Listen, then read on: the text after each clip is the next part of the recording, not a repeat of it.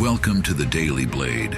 The Word of God is described as the sword of the Spirit, the primary spiritual weapon in the Christian's armor against the forces of evil. Your hosts are Joby Martin and Kyle Thompson, and they stand ready to equip men for the fight. Let's sharpen up. All right, good to have you back today. We're tracking through the 31-day resilience reset all week. It's a free guide I developed for guys who feel like they're just spinning their wheels.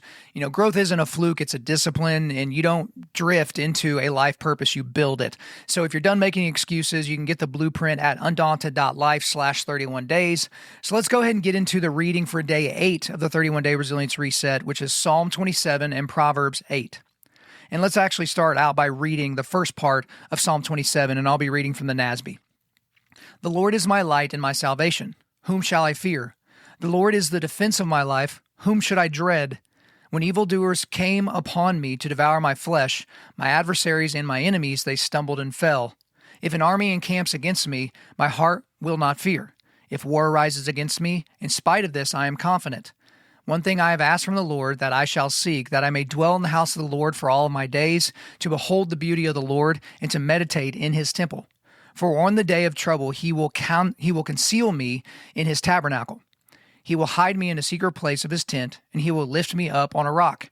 And now my head will be lifted up above my enemies around me, and I will offer sacrifices in his tent with shouts of joy. I will sing, yes, I will sing praises to the Lord. Now, going back to verse 1, the Lord is my light and my salvation. Whom should I fear? So David, who wrote this psalm, is essentially saying, who am I supposed to be afraid of exactly? The God of the universe is in my corner and at my defense. Why would I fear some earthly power or person? And the entire psalm smacks of this confidence that David has in God to protect and provide. And we too can be confident that David is not fearful of anyone outside of God because he has a correct fear of God. Now, we're not in Proverbs 9 today, but most of us know Proverbs 9:10. The fear of the Lord is the beginning of wisdom, and the knowledge of the Holy One is insight. But let's look at Proverbs 8 to get an idea of what the fear of the Lord can lead to. Proverbs 8, starting in verse 12, and I'll be reading from the ESV. I, wisdom, dwell with prudence, and I find knowledge and discretion. The fear of the Lord is hatred of evil, pride and arrogance, and the way of evil, and perverted speech I hate. The fear of the Lord is hatred of evil. This reminds me of one of my favorite single scriptures from the entire biblical canon, which is Psalm 97:10. O you who love the Lord, hate evil. He preserves the lives of his saints. He delivers them from the hand of the wicked. So again, David in Psalm 27 has confidence in his standing in life because he knows God is for him. He also thinks rightly about God because he loves God and he has a healthy fear of God.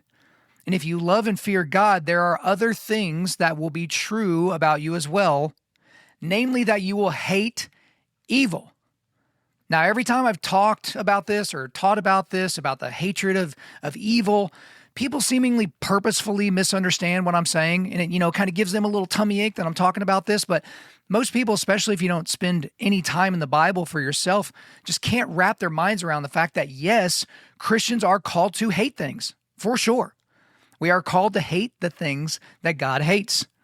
We should hate sin. We should hate murder. We should hate child abuse. We should hate abortion. We should hate theft. Again, we should hate the things that God hates if we have a right view of God, if we love him, and if we fear him.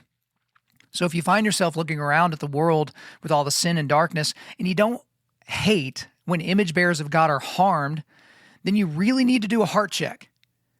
And you should ask yourself, am I fearful of the world and those in it? Do I dread what someone could do to me? Do I fear God? Do I hate evil? Now, if you answered either of the first two questions with a yes, then it's pretty clear that your answers to the last two questions are no. And you need to fix that. See you back here tomorrow.